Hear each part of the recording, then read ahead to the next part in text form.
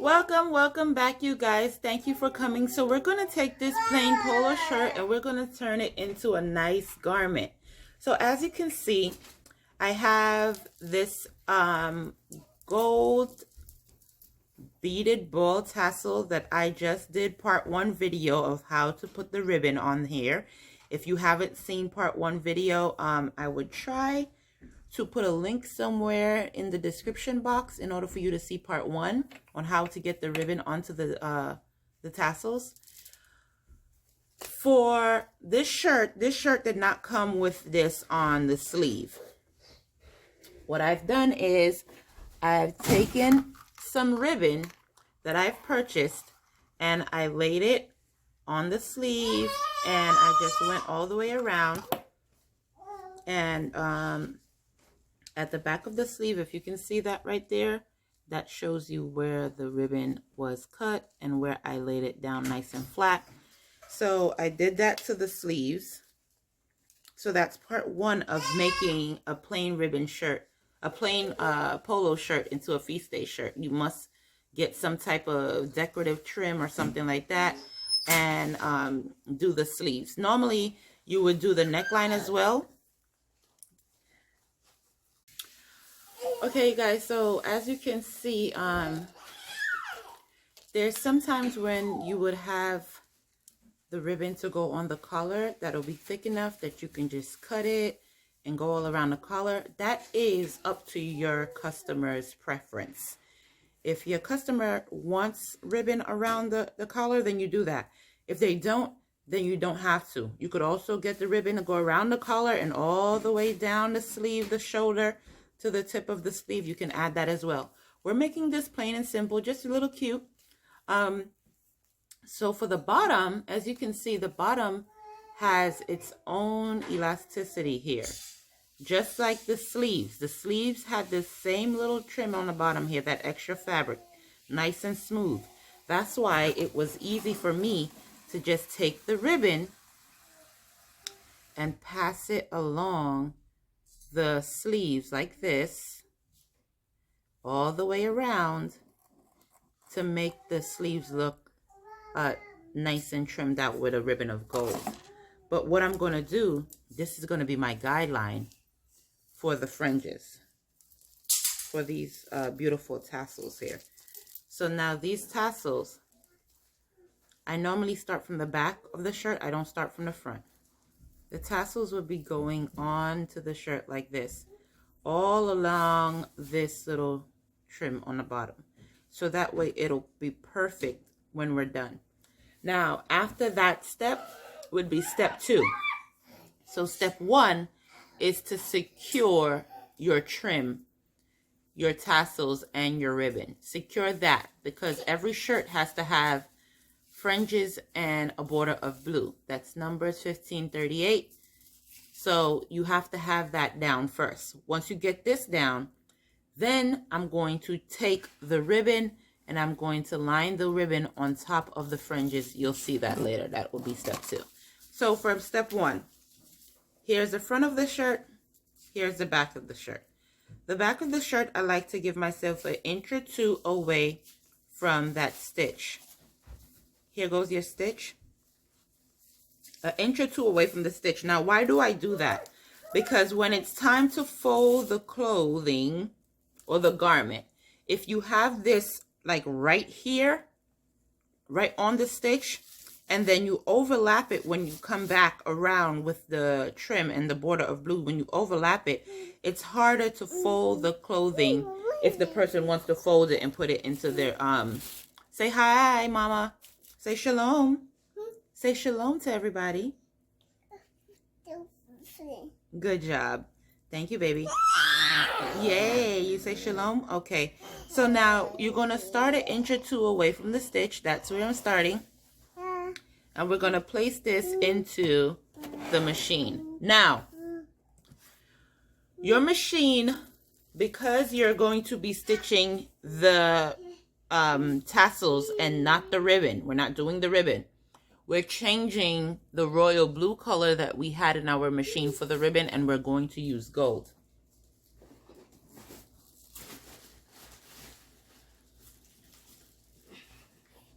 So here's my roll of gold thread. Sorry, here's my roll of gold thread. I'll be replacing my thread in my machine from royal blue to gold. So while I do that really quick, I hope you guys change yours as well. And if you do not have it, whatever you have is going to have to work for now because that's what you have.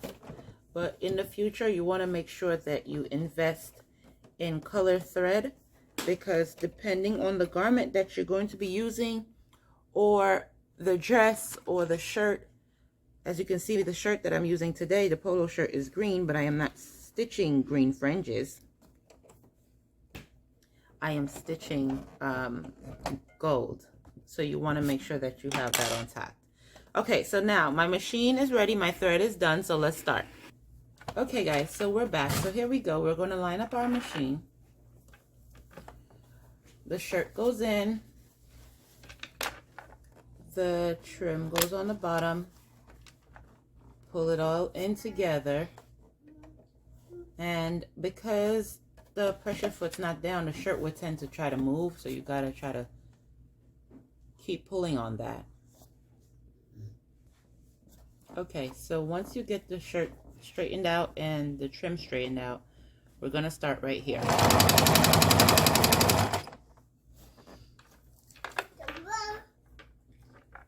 Now remember, each shirt, each garment has already a stitching on the bottom of it that is a straight line that you can guide your trim, your fringes, your bouillon, chinette, whatever, ribbon of blue on that line to make sure that everything is straight.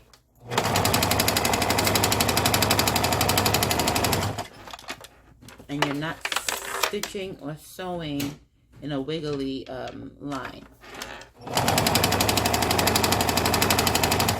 As you can see, with everything that I do, with everything that I stitch, I like to put tension on the fabric to make sure that everything is being stitched straight.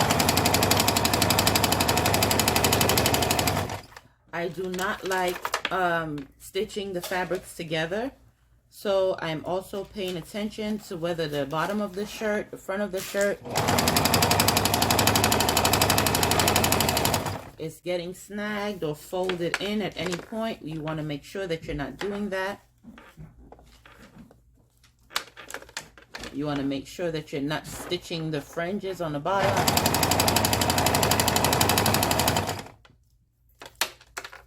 Every so often, you want to realign everything like I'm doing. You want to make sure everything is staying straight and neat. There is a trim on the very top of the fringes. This little ruffles that you see on the very top right here. They are stitches right in there. So with my gold stitching, I am going right in the center of those stitches on the top. Everything that you do when you're putting on your fringes, you would see that it already has a guideline somewhere on it. You want to use that guideline to make sure that whatever you're doing it as neat as possible. Especially when you're doing it for someone else that's paying you for your work. If it's for your kid's shirt and you really don't care and you're trying to teach them in practice and the lines could be wiggly or the ribbon and the fringes could be wiggly, it don't matter to you, then fine.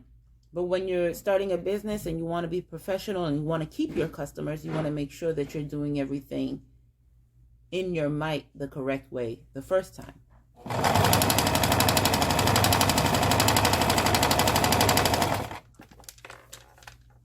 And that is why sometimes I make these videos, because you want your clothes to look professionally done, but you don't necessarily want to take it to the cleaners. You want to do it yourself. You want to be proud of your work and not somebody else's work. So hence the reason why I make these videos, so that you can be proud of your own work.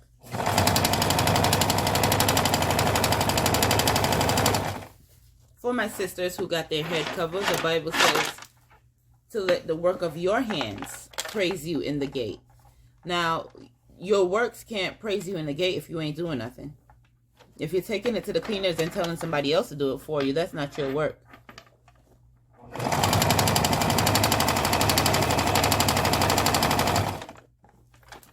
And to my family that is using the cleaners for right now because you're not confident, hey, let's start with the first video. Go back to my videos and start somewhere. Practice makes perfect in all things.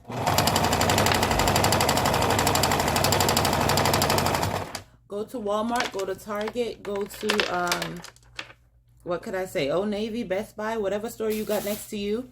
Get yourself some t-shirts, some white t-shirts, some polo shirts, some regular trims. There's Hobby Lobby. They sell shirts in there. Joann's sells t-shirts in there. Get some t-shirts, get some ribbon, get some fringes. I sell ribbon and fringes on my Etsy shop as well. And you can basically just start. Get yourself a nice little machine. You can start off with a $40 machine, start off with a $70 machine, start off with a $300 machine on sale for $70. Do what I did. Get those sales. And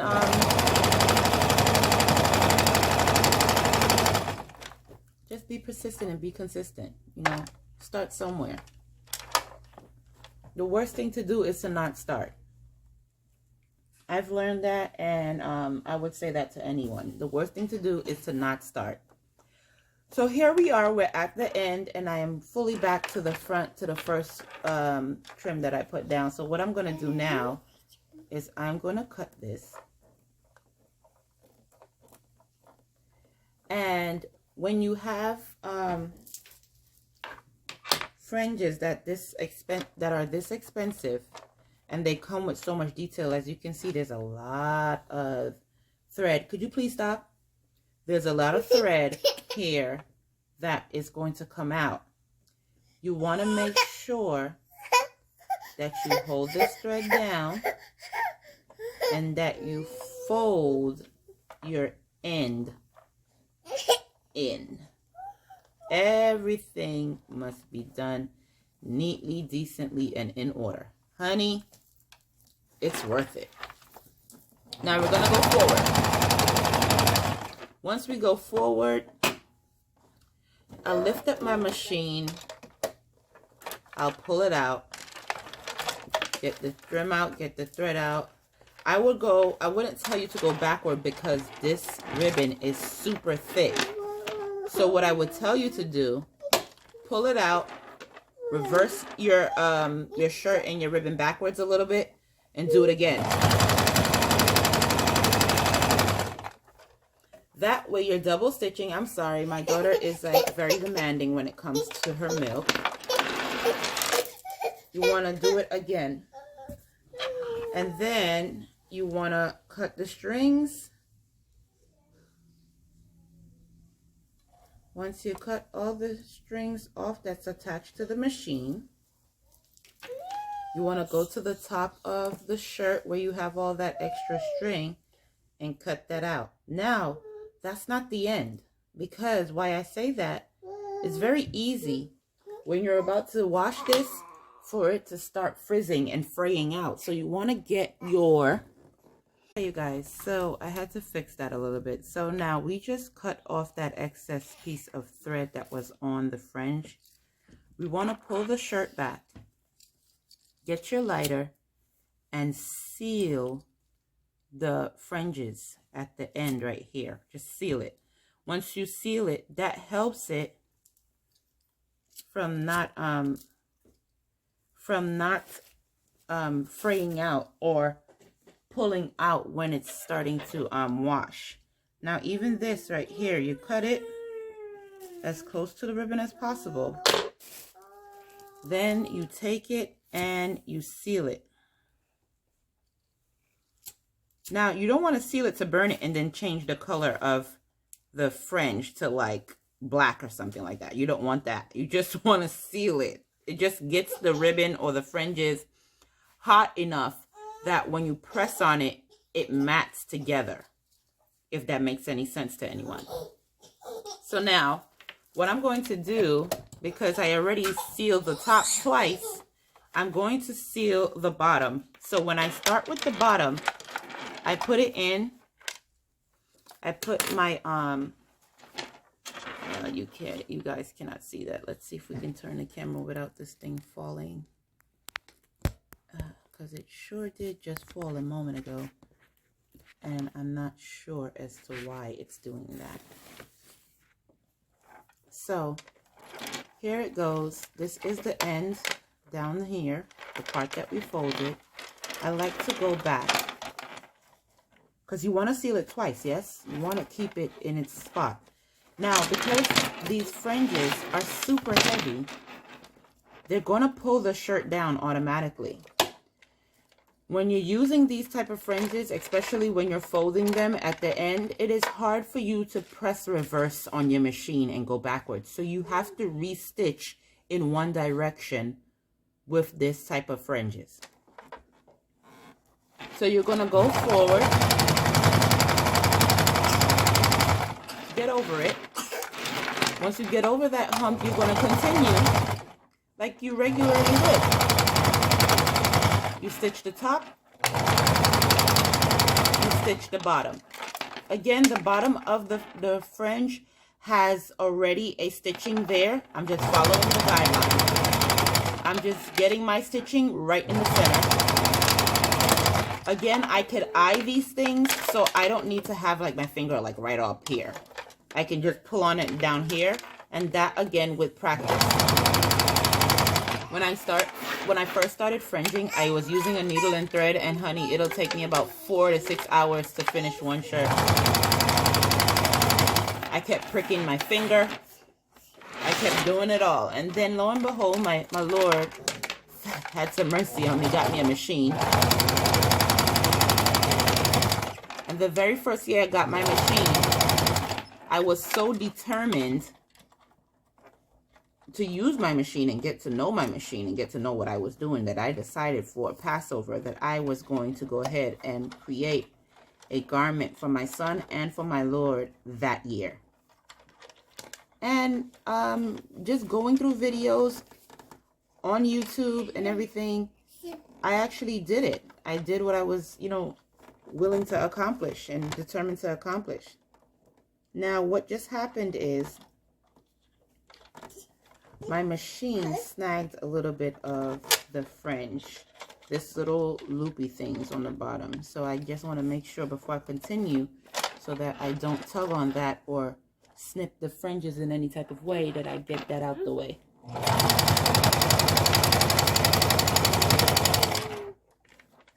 And you go to the end. So guys, we're back at the end again, and this is my double stitching right here. I'm going right over. And did you see how slow I moved at that time? I moved that slow for a reason. I would like as much stitching in that corner as possible. Once that's finished, pull the thread out, all the way out, cut it,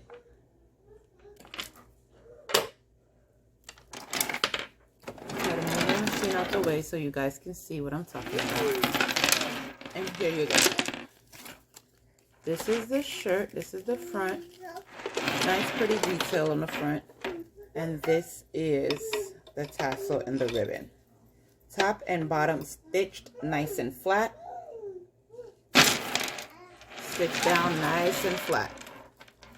So now when he's ready to fold his shirt, he can fold it with no issues right here, because the part of the ribbon that's closed, it's all the way over here. Okay? So now with that said, we have everything right here. This is how it looks.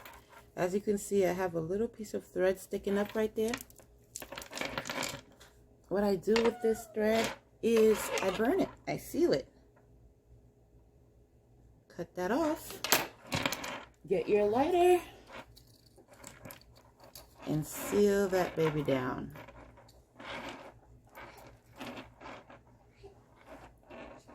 Okay. So you just seal it. No big deal. Then you just flatten it really quick. You don't want nothing poking out, nothing loose, nothing coming out. Not front, not back. Again, everything is professionally done, so you want to make sure of that. Okay, so the back is sealed properly, the front sealed properly, and only top and bottom, not too much stitching into the garment. So from here, like I said, I'm going to be adding another piece of the ribbon to the bottom of the shirt. So to the bottom of the shirt, right on top of the fringes. So right on top there. Okay, I'm going to be adding a piece of ribbon right on top there, and that will be in video part 3. So stay tuned.